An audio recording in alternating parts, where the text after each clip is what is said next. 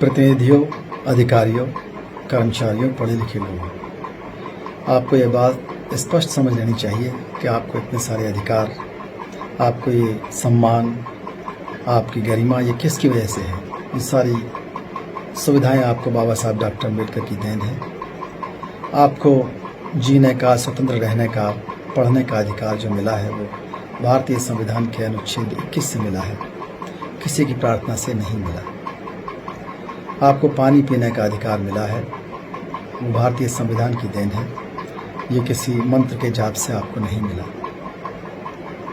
आप हर आदमी, हर स्त्री पुरुष वोट दे सकता है और ये वोट देने का अधिकार अनुच्छेद 326 में बाबा साहब के बनाए हुए संविधान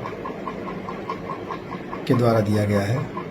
ये आपको किसी पुस्तक के पाठ से नहीं मिला हुआ, रात भर पाठ किया हो, जागरण किया हो और आपको ये राइट टू वोट मिल गया हो।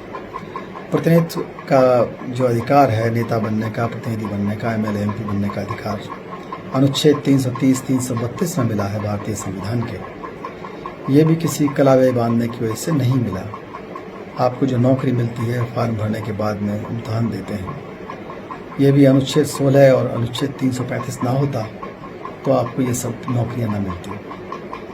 अवसरों की समानता अनुच्छेद 16 में दी गई है। अगर ये ना होती तो निश्चित रूप से कोई भी अवतार आता जाता, बहुत अवतार आए गए, लेकिन ये समानता कहीं नहीं मिली। बाबा साहब डॉक्टर अम्बेडकर ने बुद्ध का मार्ग आपको दिया और ये मार्ग तो बहुत पहले से था, लेकिन ये मार्ग आपको किसी ने दिया नहीं था, न सुझाया, न मार्गदर्शन किया। किसी भी महान व्यक्ति ने इसको नहीं सुझाया। एक से एक लोग आए चले गए, अवतार आए चले गए, ऋषि आए, मुनि आए चले गए, लेकिन बुद्ध के मार्ग का परिचय आपको बाबा साहब डॉक्टर अम्बेडकर ने कराया। आपकी बहन, बेटी, बहू, पत्नी, माँ को जो बहुत सारे अधिकार आज मिले हुए हैं, ये अधिकार हिंदू कोड बिल की वजह से मिले हुए हैं। हिंदू कोड बिल के लिए बाबा साहब डॉक्टर अम्बेडकर ने क्या नहीं किया। ये महिलाओं के उपवास की वजह से नहीं आए, भूखे रहने की वजह से नहीं आए, कोई मनौती मांगने से नहीं आए। अनुच्छेद 15 में जो समता का अधिकार है, आपको सबको बराबर माना जाता है, कोई भेदभाव नहीं होता, ये भी किसी चढ़ावे की वजह से नहीं आया, किसी प्रसाद की वजह से नहीं आया।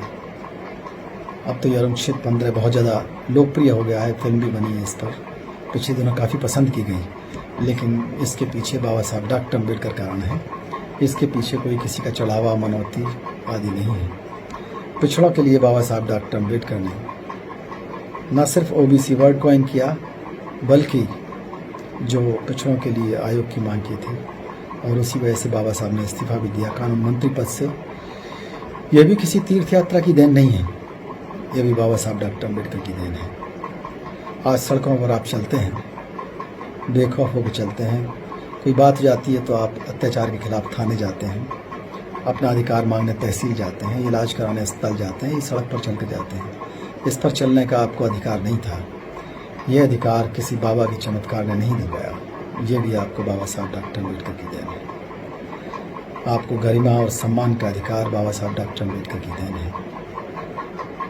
आज भी जो आपके उत्पीड़न करने वाले हैं, वो अपनी जाति नहीं भूले तो आपकी क्या भूलेंगे। जब भी उनको मौका मिलता है तभी SC/ST एक्ट कभी ख़त्म करेंगे, कभी आरक्षण ख़त्म करेंगे, कभी संरक्षण ख़त्म करेंगे, कभी सुविधाएं ख़त्म करेंगे।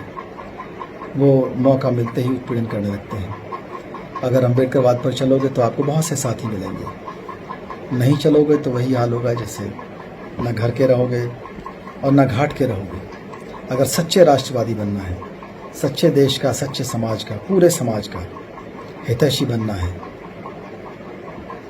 निश्चित रूप से अम्बेडकरवाद इसमें सबसे बड़ा सहायक है। इसमें कहीं कोई इस तरह की चीज़ नहीं है, कोई चमत्कार प्रियता हो। इस पर आप चलेंगे तो सच्चे राष्ट्रवादी बनेंगे। अम्बेडकरवाद पर चलिए और सच्चे राष्ट्रवादी बनिए, विज्ञानवादी बनिए, इतिहासवादी बनिए, समाजशास्त्री बनिए, समाज की पुनर्रचना कीजिए। निश्चित रूप से भारत के लिए आपकी तरफ से इससे बड़ा कोई और योगदान नहीं हो सकता। बहुत बहुत धन्यवाद। अगर आप चाहते हैं गरीब हर वंचित इंसान की आवाज आप तक पहुंचे तो हमारे चैनल को सब्सक्राइब करें और बेल आइकन का बटन दबाना ना भूलें। देखते रहिए बहुजन हलचल न्यूज।